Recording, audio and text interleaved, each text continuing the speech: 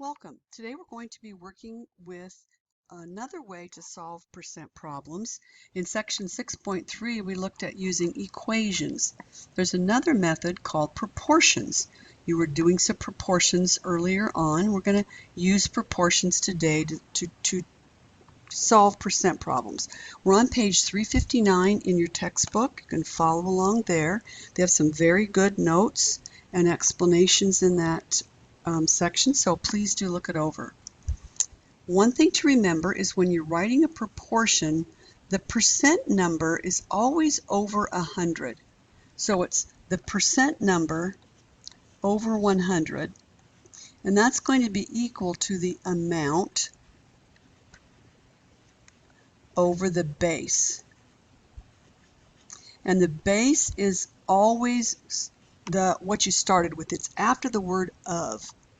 So in our first objective here, we're just going to translate into proportions. We're not going to do any solving. Our first question is, 8% of 92 is what? You might ask yourself, what am I looking for? Am I looking for a percent, an amount, or a base? Well, we have the percent because the percent sign is there. The number after the word of is always the base. So that makes 92 the base. So this, what we're looking for, this what, must be the amount.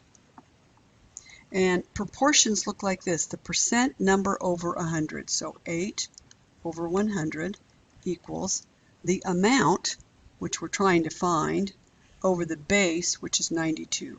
So there's a proportion that you would translate that particular problem into. So let's take a look at another one here. It says 34 is what percent of 2? Remember, the number after the word of is the base. The number with the percent sign is the percent, and so there's no percent sign here, so we're looking for the percent. The 34 is the amount. So we have some percent, P over 100, equals the 34 over 2. The reason that I chose this problem to look at is that it isn't the largest number. The largest number is not always the base. So you don't just automatically put the largest number on the bottom over here. The number after the word of is the base. That's kind of what we started with. So I invested $2 and it's now worth $34. I've doubled, tripled, quadrupled my money, haven't I? It's worth much more than it started out to be. It's more than 100%. Okay, let's look at solving some. Our second objective, there on page 361, is to solve a percent problem using a proportion. And again, notice we have required work when using a proportion. No shortcuts here. Write the whole thing out. Step number 1 is to write a proportion.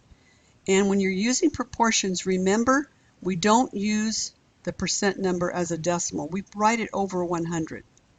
So my percent number, 120, goes over 100. Of is the base. So the number 42, that's the base. That goes on the bottom over here. So I'm looking for the amount. Okay, I have a proportion. I'm going to write my cross products equation like we've done before. A times 100. Remember that no dot in between a number and a variable indicates multiplication. So I'm multiplying 100 by my amount. That equals 120 times 42.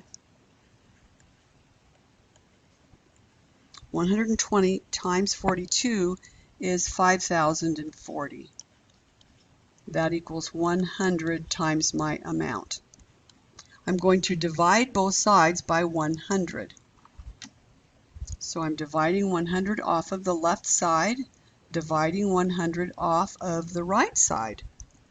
100A divided by 100 is just A.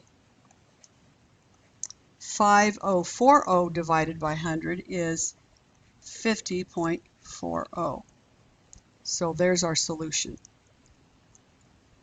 Please beware that if you just write out an arithmetic problem, I realize that using your calculator, you do 120 times 42 divided by 100 and you get your answer. That's not what we're looking for. We're not looking for just the answer. We're looking for writing out my problem with my proportion, the cross products equation, the dividing on both sides. It's really important that you learn that fundamental algebra process that you're going to build on later.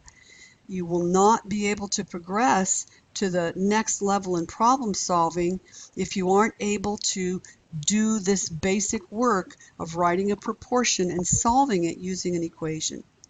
So there's some notes for section 6.4.